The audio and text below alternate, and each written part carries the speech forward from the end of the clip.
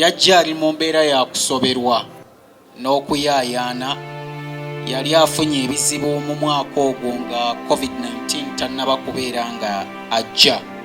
Yawambibwa, abantu be tuteebereza nti bo basinza masitaani, era ne bamutabaaza amasabo agawerako nga bakozesa omusaayi gwe mu ssaddaaka ez'enjawulo.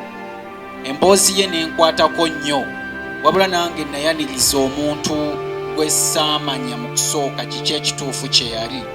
Nze emboozi gye nayagala okuleeta mu mmwe yali nti tulinayo bakanywa musaayi abafaanana bwe bati. Era emboozi y'amatayo bweggwa, nafuna obujulizi okuva mu bantu ab'enjawulo abankubira amasimu nga bagamba nti nabo bawambibwako abantu be bamu, nga balowooza nti nabo baliko amaanyi ag'enjawulo. Era matayo bwe mukyaza omulundi ogwali ogwokubiri, lwentandika okutegeera nti omuvubuka ono yandibaako ekintu ekitali kya bulijjo. Nawalirizibwa ku mboozi Matayo gye yannyumiza okutindigga ngende ku kyalo gy'asibuka ekagaddi eyo, nnyongere okunoonyereza nga taliiko ddala Matayo gwenkyaza mufere oba ayina ekintu ky'aŋŋamba. Wabula sitole gye yannyumizaako ey'ente ezaali zigenda okubatomera nga bali ku boodabooda. Ente ezo Matayo bwe yeekanga omuyaga ne gusituka, zonna ne ziziba amaaso. Bwe yaŋŋamba nti ente ezo zikyaliyo ne ŋŋamba nfunye starting point. Era bwe natuukayo ne bandagirira ekitundu ekiriko ente ezitalaba, ng'ate era zizaala n'obwana obutalaba. Nagenda mu maaso okuba nga njogera n'omulaalo eyaliwo ku lunaku olwo, nannyumiza story. Bwe yakwatagana n'ey'Amatayo y'ensonga lwaki n'okutuusa olwaleero mulaba nkyakyaza mwana mulenzi oyo, y'ensonga lwaki n'obuvunaanyizibwa buno bwe yampita mbumuyambeko mu kitongole kye nakkiriza.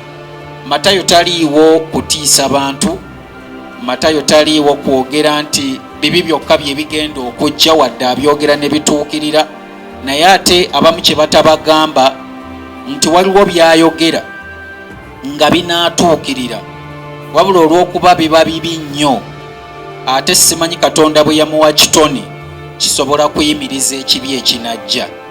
Wabula nga bw'anaaba nnyonnyola, tugenda bayo ne ka station k'okubuuzaamu ebibuuzo wano, ayina timeline wakoma ti kino bwe kiba kigenda tuukawo mu bbanga bwe riti nsobola okiyimiriza, naye bwe kisukka wano kiba kigenda kubaawo bingi, n'ebimu tetuyinza kubanga tubyogera ku mikutu, ebirala twekubira masimu naŋŋamba kino mukyetegekere kijja, kino kibadde kigenda kubaawo naye tusobola okukiyimiriza. Kati embeera ng'eyo sitwagala nyeteeke bantu ku bunkenke, naddala ab'ebyokwerinda abatali mu yunifoomu abatulimu. Mu obubaka nga bwe mubufuna okuva wano mubutuuse mu bakama bammwe nti omusajja gwe tuliko just ali differently gifted, naye sinti is a threat to anyone. Ekyo nakyo njagala tukiteeke into consideration. Kati kwolwo Matayo abapoliisi bajjaawo deni ne boogera abo abamusabiranga abanazalange abamusabiranga ne boogera ne bagamba ono omwana ayina amaanyi agamuliko ag'enjawulo. Bwe nawulira ebyo nange nenfaayo Matayo ne mugoberera kwolwo ne muyita nampa obudde ne tugenda ffenna paka we nali nkolera ku library. Bwe twatuuka ne tutuula ne twogera, nampa obudde bulungi essaawa nga 2 nga twogera. Ne mubuuza kino ekibaddewo kituusewo kitya, naye ebimu byabangawo nga naye tabitegeera, nga naye alabiraawo ekintu nga kikoze eki nga kiguddewo. Naye kye yaŋŋamba kiri kimu, buli kasita wabaawo embeera enyiiza, bwabaawo embeera emunyiiza yonna, bw'aba alina ekintu mu ngalo ekiringa olupapula kikwata omuliro. nange saatwala bigambo bye neninda nkole ki nerabireko n'amaaso gange. Kati lwali lumu era omwaka gwe gumu ogwawo tuli mu 2015 byali biseera bya nseenene. Omwana yagenda nakubwa amasanyalaze, omuvubuka kale yakubwa amasanyalaze mu nseenene. Nange nali ndi mu nseenene, abasirikale bajja ne banoonya omuntu ayinza okukola ki okuggyako amasanyalaze.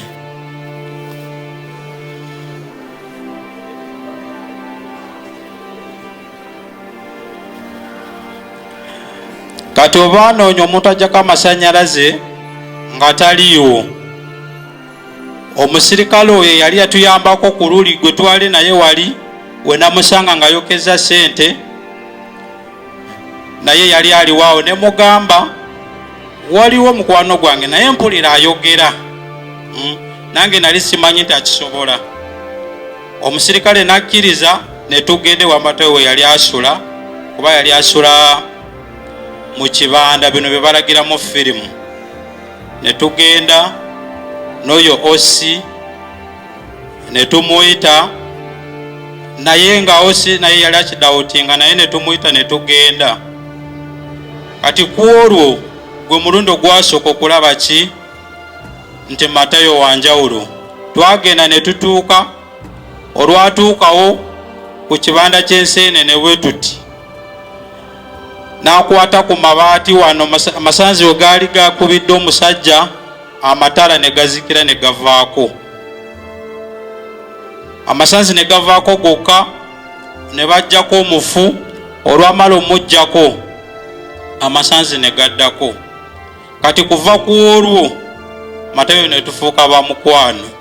N'oyo osi lwakuba twadde tumuyise, twadde tumusuubira obeerawo wano, tetumanyi oba ali mu kubajja oba waliwo ekimulemesezza okutuuka. Kati awo olugendo lwange lwatandikira ne Matayo. Kati olwavaawo nga ndaba abantu bangi bajja nga bamugamba, okusinga nnyo ngeri gyali abeera nnyo mu kibanda mwasula. Kati abo aba betting ne bajja mbu njagala otuweeyo emipiira by'okusiba ebyo bya betting. Kati bwe yatandika obawa emipiira, kati nze ne ndabawo opportunity endala awo. Matayo ne mugamba, olaba ebiseera ebyo waliwo pasita Yiga nga tumulaba nnyo ku TV awo byakola. Ne mugamba, ne njogera ne Matayo ne mugamba, okimanyi singa tugenda e Kampala ne nkutwala ne basooka ne bakusabirako, tusobola okukola kyaki? Teyanziramu ku olwo, n'agamba kale teyampa ansa. Kyokka nze ne nkirabanga aganye. Wayita akabanga ng'era abantu beeyongera ne bajja, oli n'amugamba nyamba ntunulamu kino, kola bwoti, naye nga bya bwereere. Kyokka nze engeri gye nali ndi mu bizinesi, nze nali wa firimu, ne ngamba tukole ki, tugende e Kampala. Olwo ne Kampala naye nayo muganda wange ng'asabira ku Holesite. Waliwo kyaki eyo saidi z'Entebbe bagiyita Holesite. Muganda wange mwasabira akuba bivuga. Nze nasooka nendinya nenzija e Kampala. Olwatuuka eno nensooka nenjogera ne muganda wange, n'angamba talina wasobola otusuza nga tuli babiri. Kati nze nali ninamu obusente bwange, ne mugamba nsobola ofuna ennyumba. N'angamba ennyumba bw'oba ogyagala olina sente kisoboka. Ne tujja wano e Kasubi. Ennyumba era twagifuna Kasubi awo. Ne tupangisa ennyumba, ne tutandika obeera omu ne Matayo nga mutwala ku kyaki kusaba. Nawo byatuuka ne bigaana.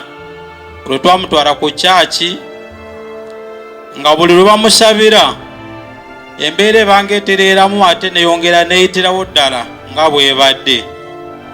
Kati awo weyaŋŋambira mbu sisobola kukola ki, kuddamu kugenda ku kyaki, saagala kunsabira. lwakuba ebintu ebimu mbibuuse sitole ennene nnyo, bwe ngamba byonna mbibawe obudde buyinza obutatumazaako, kuba emabega eyo omwaka ogw'2015 era twali tulinayo kampeyini emabega, mbazizaako emabega, twali tulina kampeyini. Pulezidenti yali agenda kujja. Pulezidenti bwe yali ajja, Matayo agenda ankubira essimu tugeze pulezidenti ajje enkeera, asooka n'asindikayo amagye bwe gajja enkya Matayo yankubira essimu n'angamba, Brown oli wasooka ojjeko wano ku kisaawe. Nengenda ku kisaawe, nagenda otuuka ku kisaawe nasanga Matayo bamukutte abo b'amagye mbadde ayagala kubba mmundu nga yasuzemu b'amagye mu kampu. Nentuukawo abasajja ne bagaana ne bagamba nedda, ne wose oyo namusangawo era ng'atuuse bamuyise. Ne bagaana ne bagamba temulina gye mumutwala, zino ensonga si zammwe, tugenda naye. Ne tulemerawo ne wose kusinziira engeri gye yalalabyemu embeera za Matayo zonna, kuviira ddala ku mobile money, ku nseenene, bintu bya mirundi ena bye yali alabyeko wose. Ne tulemerako ne bagaana. Kati waliwo omukazi eyajja, bwe yatuuka omukazi oyo aze abeererawo Matayo. Ekyamazima nange bwombuuza nange sobola kukulimba nti mumanyi, ku feesi mumanyi, naye era ne bwe mubuuza ebingi kimu kye yaŋŋamba, n'aŋŋamba oyo ye mukuumi wange. Buli kaseera bwe tutuuka mu mbeera ng'egaanye, ng'ekintu kigaanye, yajja n'atubeererawo, weesanga kye tubadde tukola nga kiyiseemu oba kituukiridde. Kati awo abamagye bwe baali bagaanye, ye yajja. Ye bw'ajja, ajja n'ayimirira buyimirizi, talina kyayogera. Naye olaba kati bwe yajja n'ayimirira ku olwo, baali bagaanye omutuwa. Omusirikale agezezaako obannyonnyola embeera z'abaddemu zonna, n'agamba ono mwana abadde bw'ati kumala akabanga kwe, kati n'abannyonnyola byonna sitole y'emabega ne bagaana. Kati omukyala n'ajja n'ayimirira awo. Waayitawo eddakiika nga 3, abasirikale bennyini abo ab'amagye bokka ne bokka ne bakyankalana, kati ne beeyawulamu emirundi 2, ng'abalala bagamba tumute, abalala bagamba tugenda naye. Ne batabuka bonna ne babanga bagala okulwana okukakkana nga bamutadde. Ne bamuta ne tuvaawo. Omulundi omulala era wose oyo naye yayengera n'atuyambako bwakyalumu, anti Matayo ayinamu simanye ekintu ekimutambuliramu, musobola okwebaka mu nnyumba ne mugigala bulungi, ozuukuka enkya n'osanga ennyumba nzigale bulungi nga ye taliimu. Kati lumu yagenda ne yeebaka, olumu nawulira era bankubira essimu ng'asuze mu banka mu Centenary Bank, era ne bamutwala ku poliisi. Omusirikale era n'atuyamba n'amuta. Okujjako kitukoze bubi omusirikale oyo n'atajja. Kati sitole mu bumpimpi twavaayo ne tujja wano. Kyokka bwe twatuuka wano, Matayo ng'ebyoku kyaki bigaanye, kyampaliriza nfuneyo akalimo kasobola okukola, kuba embeera y'ekibuga mukimanyi. Twafuna akalimo awo wano lino ekkubo baali tebanabadikola ery'ekawaala nga tutunda micungwa n'ennaanansi. Wano waliwo ab'ekasubi ababeera mu kasubi muno, goyinza kuba omumanyi. Twali tutunda ennaanansi awo, micungwa, gyofa omumanyi. Twakoleranga awo. Kati ne wano nawe emirembe neegaana. Jjukira tuzze tulina ekirooto, nze nali njagala tukole kyaki, n'akigaana n'amala n'aŋŋamba mbu buno obuweereza bugenda kuyamba abantu bangi, tuleme kukola ki, kufa ku ssente. Naye tugende, gwe tulina engeri gye tugenda okukola ki, ffe tulina engeri gye tugenda okugoboololamu kasita tutaasa abantu abangi. Kati nange ku mukazi oli byali akoze nga embeera ebeegaanye, nange nengomera ku ekyo nengamba tukole ki tugende. Naye engeri gye twali tetuyina bintu bitumazaako ekirooto ne tukola ki ne kigaana ekyokukola ekitongole ne tusooka tukivaako awo. Kati twali tuli ku mikyungu awo, ekyasookera ddala abasajja bajja ne batugamba bavudde Congo nga baagala Matayo abawe security mbu bagenda ku transportinga gold. Ne batugamba bagenda tuwa $3,000. Kati nze Matayo ne mugamba abasajja bano tetumanyi engeri gye bazzeemu otutegeera, naawe simanyi engeri gye bakumanyi. Watya nga baba baagala okukola ekikyamu. Matayo ne mugaana ku olwo. Abasajja ne bagenda, anti ffe twabagamba mujja kukomawo katusooke tukole ki tukirowoozeeko.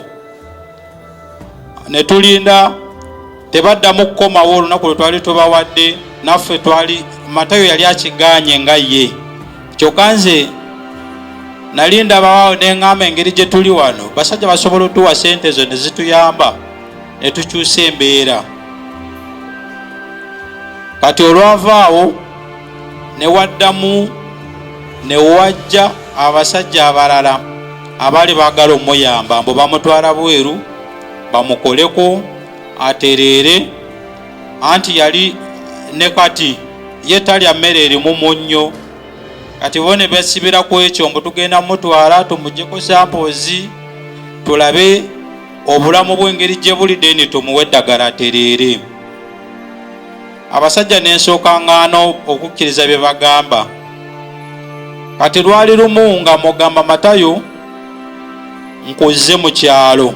Bingi sitole ngibuukamu oyinza kuba bw'obiwulira wano si bwe biri ku YouTube, anti wali abitemamu paati nyingi.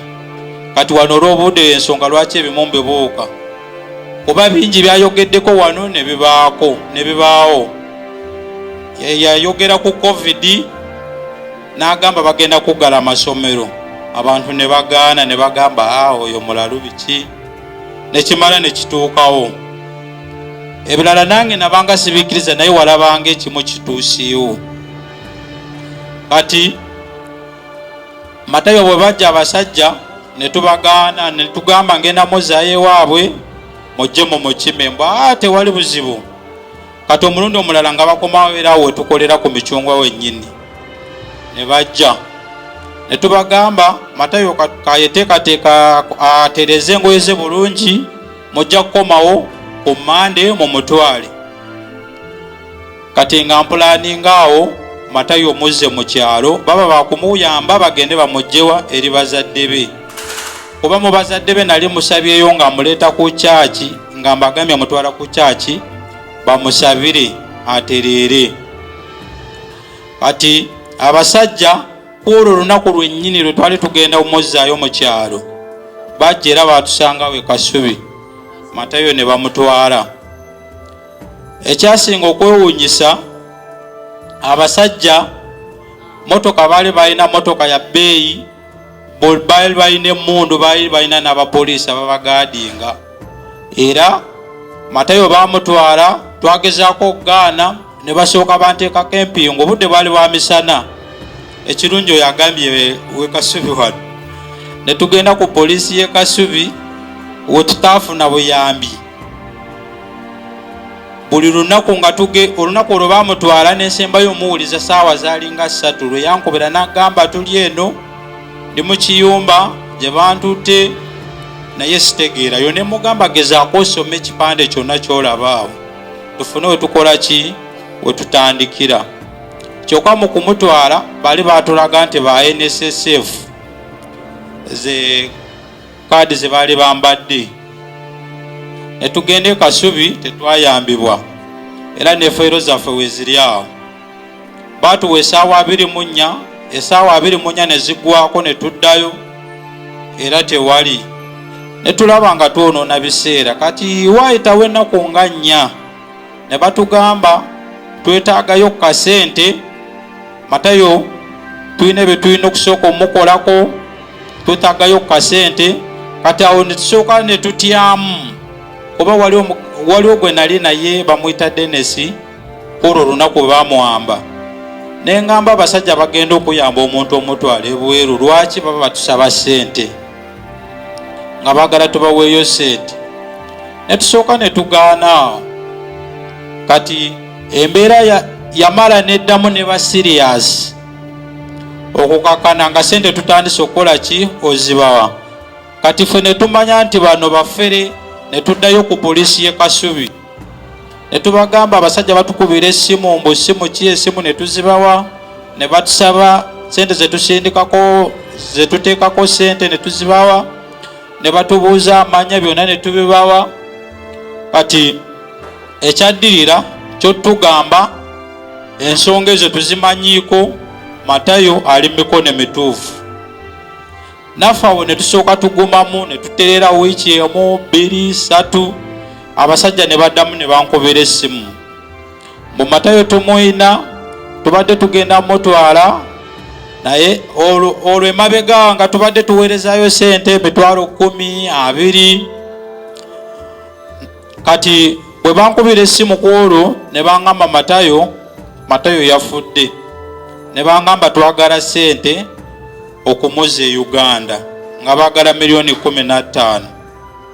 Ebiseera ebyo ku Michungwa nali nvuddewo, nali nasooka nenzira mu kyalo, nali ninayo library ninayo boda n'embitunda nga mukwano gwange nali nsabira wa Pastor Bujingo nze mukwano gwange nasangayo mukwano gwange ne tunywanirayo ku church nangamba singa obuvuga space no osobola okukola kyofuna sente nange nganzira mu kyalo nga ntunda buli kyenina nga ngula kamotoka ka space nga ntandika vuga space.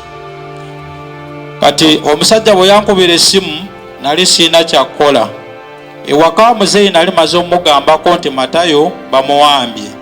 Kati muzeyi naye nakola ki nanteeka ku pressure nensooka nkyusa layini emu kyokka ekyewuunyisa abasajja nazo baali bazikubakeera nga neebuuza ennamba bazijjawa. Mu kusooka nange nensooka nente nengamba oba osanga Matayo abamanyi. Nenzirayo ku poliisi nengamba omusajja ankubidde nembawa ne recordings. Ekyaddako awo essimu baagibba twali twebase ewaka omuntu naggulawo twalimu 2 essimu n'agitwala nga tulaba nga tolina kyosobola okukola ki kola. Nenzije Kasubi enkya ne bansaba $15,000 mu batracking essimu era nazo ne bazirya. Kati abasajja olwandemerako nga baagala $15,000,000 motoka nayo nali sinabagimalayo bulungi nga bamanjayo obukadde bonna. Nali nzijeyo nga nvuga space nga nteekayo nali nsasulako bamanjayo balance nga njivuganga ku loan. Kati nenfuna mukwano gwange oyo eyali ampadde diiro y'okuvuga space ne mugamba waliwo obuzibu bwennina tusobola ofuna omuntu motoka eno n'atuwamu sente. Nangamba kisoboka ne tugitwala. Olwagitwala ne batuwamu sente bampa $7,000,000 kyokka motoka yali mpya yali BBMO X. Nenkivaako ne tukwata sente waliwo omuwala bamuyita Sanita akolera wansi awo sente ne tudipositinga ku account. Nali njagala ngende nziteekeko n'omusirikale bwe natuuke Kasubi omusirikale nangamba tuli bize ate olaba tuliwo batono naffe tetumala. Nali njagala tugende ffenna ne kigaana sente neziteekako kubira muzeeyi anti nali layini ngikyusiza nenziramu ne mukubira muzeeyi ne muga muzeeyi ebiri eno bibi beetaaga sente. Bangamba Matayo akoze eki afudde tulina omukomyawo agala $15,000,000 kyokka mbadde nakabaweerezaako $7,000,000. Muzeeyi waliwo omuganda wa Matayo mukulu we Julius. Kati muzeeyi nampa nenjogera ne Julius n'agamba tewali kyakola tumukomyewo Julius ne bagenda batunda ekisaka ekibanja, ne batunda ekibanja ne tuweereza ssente milioni 15. Olwamala oziteekako essimu nevaako. Essimu olwavaako nga tukomawo ku poliisi wayise ennaku nga 3 etugamba juzi twaweereza ssente. Bwe najja wano nga njagala omusirikale kati ne batugamba ssente mamuziweereza bagenda mukomyawo. Kyokka ebyaddala nali sitegeera oba abasirikale nabo baali ku saidi y'abali abasajja bawamba Matayo oba nedda. Ne kati tebatuwanga repooti wano ku poliisi y'e Kasubi. Fayiro gye ziri awo, abannamawulire abo bagendako ne babinoonyerezaako. Kati Matayo yaddamu okunkubira nga wayise omwaka gumu n'emyezi 3 n'aŋŋamba ndi Mbalala, njagala transport nkomewo. Nali siina ssente nga nange mmaze kudduka eno n'ekibuga kiganye kati nga nzizeyo mu kyalo. Sitole ngifunzafunza olw'obudde nga nzize mu kyalo.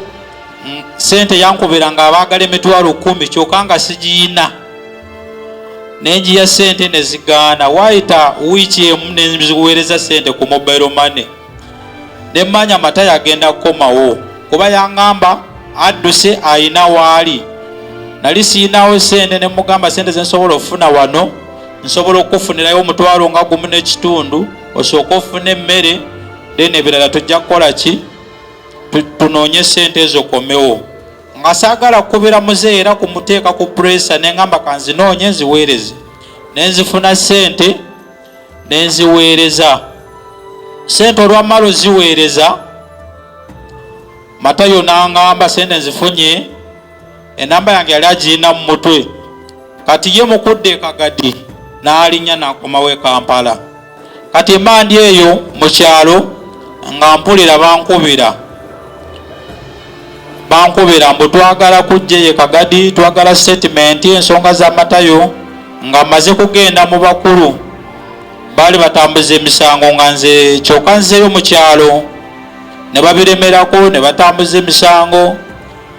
Abasirikale ne bajja e Kagadi, motoka zaali 3 ne bajja ne mbabuulira byonna nga bwe byali, ne mbawa enamba z'amasimu ne bagenda ne balaba wa mobile money we twateeranga ssente na printinga ne babibaweereza ne batugamba mugenda kuyambibwa mu bbanga ttono. Ne tulinda kyokka nze saakomawo eno ne nsigala mu kyalo. Bwe nasigala mu kyalo watuuka akaseera mba ndi awo nga mpulira munnamawulire ankubira ow'okubukedde n'agamba tubadde ne Matayo wano leero mu studio waliwo byatugambye bino naye tubadde twagala nawe otubuulire kyali kitya. Kyembuuseemu awo nti olw'obudde baali bankubidde emirundi mingi nga baŋŋamba afe ababukedde kyokka nze nga mmanyi be bamu be bali kuba Matayo nali mugambye emisango giveeko jangu tuddemu tuyiye obulamu obupya mu kyalo nga Matayo agaanye. Kati we bakubira ne mmala ne bajja ne bavuga ne bajja e Kagadi ne tukola interview ne bambuuza bye baagala ne bagenda ewaabwe wa Matayo ne batambula mu basumba bamusabiranga mu b'ekitundu bonna buli omu n'ababuulira kyamanyi ku Matayo.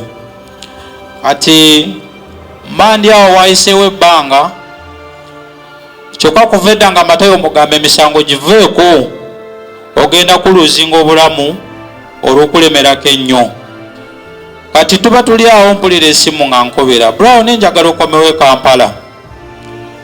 Ne mubuuza lwaki embeera gye tubaddemu eri kasita wakomawo ne bazadde bo ne mbategeeza nawe noyogera nabo ne mugamba Matayo manyi kye tugenda okukola omukwano gwaffe kagugira gukomaawo kasita olabisi ne nnemerayo mu kyalo.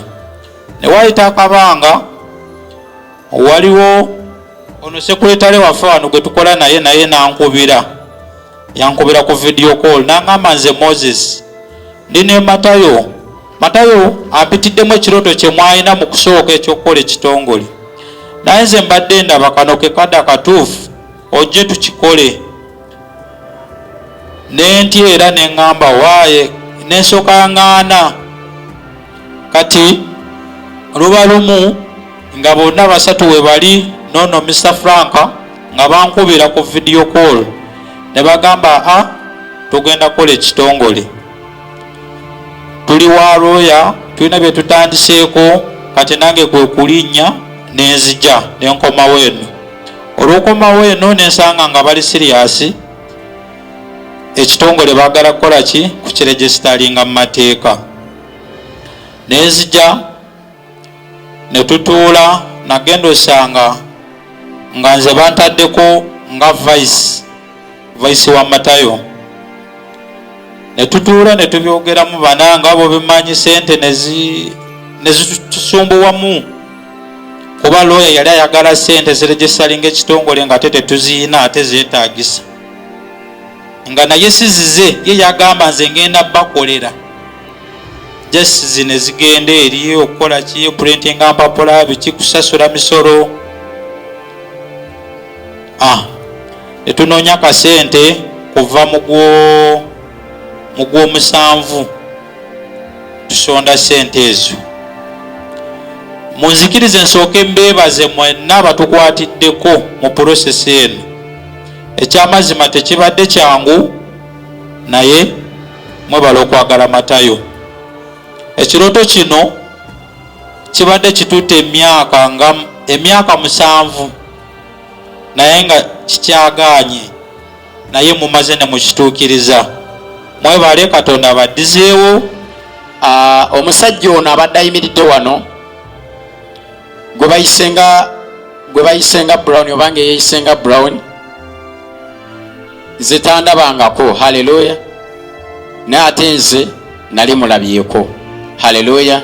Nali mulabyeko okusinziira ku mboozi ya Matayo, ebbanga lye namalako naye oba ebbanga lye twamalako naye. Haleluya.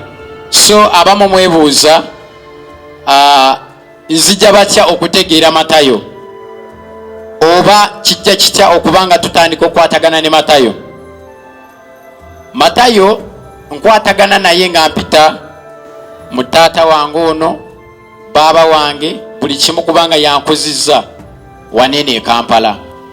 Nyingira mu Kampala 2010 nga sifaanana bwentyo, nga nfaanana kintu kirala nnyo.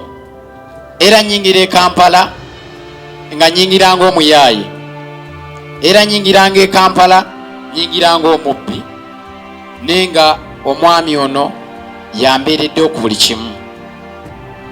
Atuleetera Matayo ku church eyitibwa Mwesigiring Church Ministries, ng'atugamba mukwano gwe era yandyetaaze obuyambi nga buva ku kanisa eno.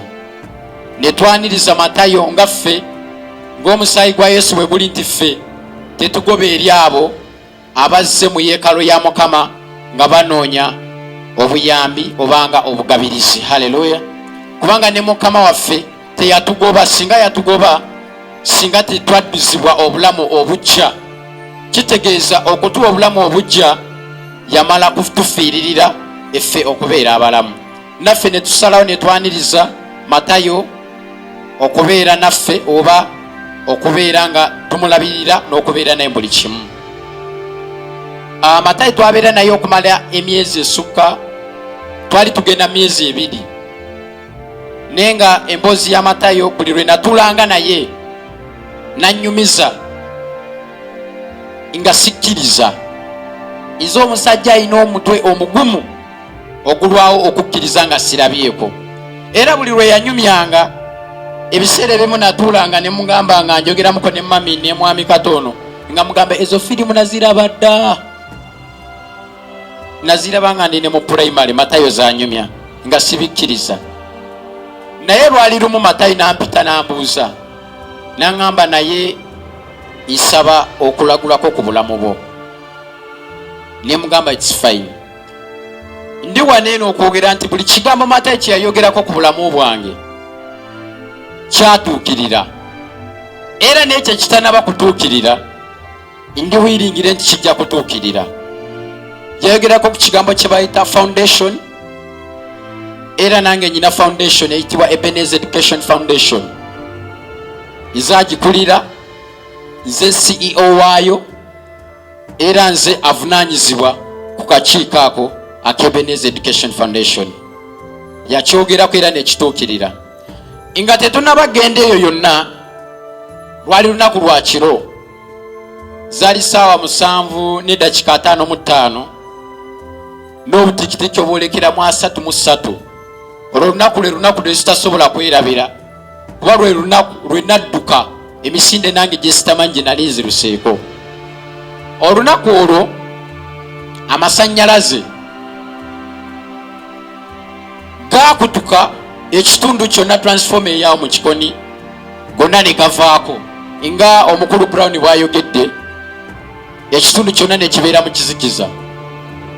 Ekitundu mu kubeera mu kizikiza, omukulu Matayo gwe twogerako ssaawa zino eno ategese foundation eno n'aguddewo ofiisi zino eno nga mwali mu church, kubanga yali asula mu church. Ekizikiza kikutte wabweru nenga mu church amataala gaaka, era ekitangaala ekiteereddwako nga si kya lights nga zineno bulbs, wabula kitangaala ekyoyo ali munda nga ye Matayo. Ng'ebiseera ebyo enviiri tezifaananika, ziringa bunene obuviiri bw'aba kati ssaawa zino ndowooza emboozi gye njogerako njogera n'abalasita abakola obuviiri, ne bayisaamu obuzigozigo bunene obw'abakyala, n'obeera nga obuviiri buseerera. Ze zaali enviiri za Matayo ezo. Ekintu kye nasookera ddala okukola, ndi musajja ali omukkiriza, ndi musajja akkiriza nga bwe nteekamu n'emisinde emitonotono. Bwe natululira Matayo saakoolako yadde aleluuya, yadde Mukama tutaase, ekyali kiddako gyali misinde. Nadduka ne nsigalawo oluggi, saagamba ne musumba eyali munnaye nga yeebase. Twagenda ozuuka ku makya, zaali ssaawa 11 nga musumba akeera mu kyaki okusaba, nga Matayo ali mu kitta eky'omusaayi. Omusaayi ogwa ddala, nga buli katundu akali ku mubiri gwe kassa musaayi, era ng'omusaayi ogwo tegukulukuta bwe guti nti flat, wabula omusaayi oguli mu bitole. Abali muliddeko ku kibumba, nze sirya nnyama, abali muliddeko ekibumba musobola okwidentifyinga omusaayi ogwekutte ng'ekibumba. Bw'atyo Matayo bwe yali afaanana. Musumba wange era mami wange mukazi musabi nnyo, era mukazi mukkiriza nnyo. Kyemwagalako ebbanga lye twamala ne Matayo teyamuteekako yadde mukono. Ye mukyala alabira ewala n'amanya nti omwami ono kyayogerako kituufu. Emboozi gye yanyumyamuko ne Matayo akatonotono, yasobola okutegeera ekintu ekiri mu Matayo, era yemira n'agamba Matayo, toli muntu wa kusabira, era tewaliwo omuntu ayinza kusabira. N'agamba nti agenda kukyusa, n'agamba nti agenda kuteekako kino, ekyo ekintu Katonda yakikutonderamu nga kiva eri Katonda. Haleluya. So ne tutwala ekintu ky'omusumba kye yali ayogedde, era ffe ku kyaki eyaffe tetwasabirako Matayo. Obudde obw'ekiro obudde obw'emisana ng'obudde bukedde sanga 11 nga ffenna tutidde Matayo ali kitaba ky'omusaayi. Yali asula distance nga olaba omusirikale waffe oyo waali, nga distance Matayo kwasula, naye ng'okuva wonna waali paka nga wano weegimiridde nga Matayo ali mu bitole by'omusaayi. Ekintu ekyasooka okutugira mu bwogo kyali kimu, nti ku myaka gye nnyina ngenda genda eruziro b'ekitalya, era ku myaka gye nnyina ngenda mala ekitalya emyaka egitamanyikiddwa, kubanga omuntu afiiridde mu kyaki, tetulina kye tumanyi kikigenda mu maaso, omuntu tewali amufumise, kuba poliisi bwejja bo togenda banyumiza nti omuntu yeebase nga balaba omuntu yenna atulukuka musaayi. So ekintu kye nasooka okubalirako awo, nasooka ne mmanya nti kati emmere yange n'obulamu bwange buli mu kifo kirala, tebuli wano. Musumba n'aguma ng'omuweereza wa Katonda waali, n'ajja n'akwatako Matayo, nga Matayo akyassa. Ne tufuna amaanyi, era tetwayambala siripa, era nze musajja tunali mu pule yange ne mu vesiti yange ne tudduka mangu ne tugenda eri mwami Kato ne tumugamba omanye ebiguddewo tugenda kusibibwa. Matayo ali mu kitaba ky'omusaayi, tayogera naffe, takola ki, wabula ekirungi ekiriwo nti akyassa. Kato naye n'avaayo ku makya nnyo najja ne tubuuza Matayo ng'ayogera, nga tumubuuza Matayo tutegedde ng'asobola okwanuukula. Ne tusitula Matayo ne tumutwala mu kinaabiro, era mwami Katonda yamusitula bulungi, ne tumwambaza essuka ng'ali bwereere nga bwe yazaalibwa. Ne tumutwala mu kinaabiro ne tumwozaako ng'awunya omusaayi, oyinza olowooza yakava lufula, ng'awunya omusaayi. Ne tumwozaako Matayo bulungi. Bwe twamala okumwozaako, Matayo n'abagamba ndowooza bye bino bye nali nze nga mbagamba. Ne tumugamba nti mukulu munnaffe musoma namugamba nze nakkiriza dda, naye waaliwo abamu nga baali tebakkiriza eri ekyo kye wali oyogerako. Nkimanyi nammwe kummwe njogera emboozi eno, abamu muyina ebirowoozo ebigamba nti nyinza okuba nga ndi mu setting, oba nyinza okuba nga nalidde nga ye emboozi yammwe gye mwogera. Naye gwagamba nti nalidde, bw'osaba nti mukuweemu, simanyi oba oyinza okugumira n'ennyumba eyo gisulamu mwagenda okubeera ng'ali wamu naawe, kubanga ye muntu atali wa muzannyo, ye muntu ayogera ekintu ku budde ne kituukirira. Matayo nga njolekera okuwunzika, bwe twayita mwami Kato ne tumunaazaako bulungi, ebitole by'omusaayi bye twakuŋŋaanya byasobola okujjuza akaveera aka bbulu ne kajjula nga bijjudde ebitole by'omusaayi. Nali simanyi nti omusajja anaddamu n'ayogera obanga naali obanga n'akola ki. Omusajja anadda bulungi ng'ayogera bulungi ng'alya bulungi. Bannange n'ekirala ekiri ku Matayo talinga mmwe. Ate temutambula nga mumusosola nga mukiyita obanga ekikulekule obanga ki. Nedda muntu nga mmwe, naye ate alina ebintu ebirala byatafaanana nammwe. Ng'ekintu ekirala kye nasooka okulabirako ddala, talya munnyo. Ekyo kyo nkiwerako n'obujulizi, talya mmere erimu munnyo. Ekyo kimu. N'ekirala, bw'alagula ekintu oba bw'ayogera ekintu ng'akyogedde ku bulamu bwo, kimala ne kituukirira nga bw'aba akyogedde. Omwami oyo yayogeddeko nti wajja kubeerawo omuggalo, yakyogerako, yalagulako ne ku misomo gyange nga bwe gigenda okubeera. Yaŋŋamba nti ŋŋenda kusoma era ŋŋenda kuyita, sente zijja kubawe zeeyongerayo ne sigenda kweyongerayo ku bintu ebimu. Yalagulako n'organization yange gye ŋŋenda okukola. Bannange nga byonna nga bwe bibagambye bwe bityo bwe byali. Matayo bwe yava mu kitaba ky'omusaayi n'atereeramu n'adda mu nnomo nga bw'abeera. Amazima gali nti tuli bakkiriza era tulina eddiini, twagaana okuddamu okubeera ne Matayo. Naawe ali eyo osobola okunjajinga nti lwaki mwamugoba, naye nange nkubuuza ekibuuzo, singa ggwe okola otya?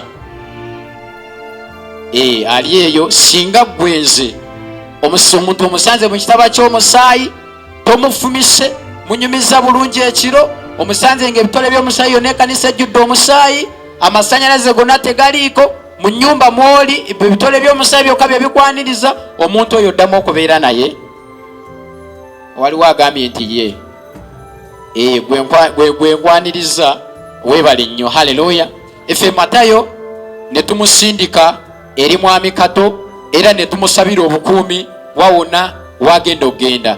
Naye mu kusindika Matayo tekyategeeza nti communication yange oba communication y'ekkanisa ne Matayo yaggwaawo. Twasigala nga twogereza ne Matayo kubanga twali tulina okumuta nga Katonda bwe yasobola okusitula Ibulayimu n'amugya mu nsi y'ewaabwe n'amulekeza mu nsi endala, n'asuubiza Ibulayimu nti ensi mwengenda okuteeka mwe muli obwakabaka bwo. Kati ye n'ensi bwe twasindika Matayo y'ensi gy'ayolekedde omuli obwakabaka bwe obuyambako abantu abalala abali mu situation ng'eye obanga abali mu situation enyoomebwa ng'eyo gye yayitamu.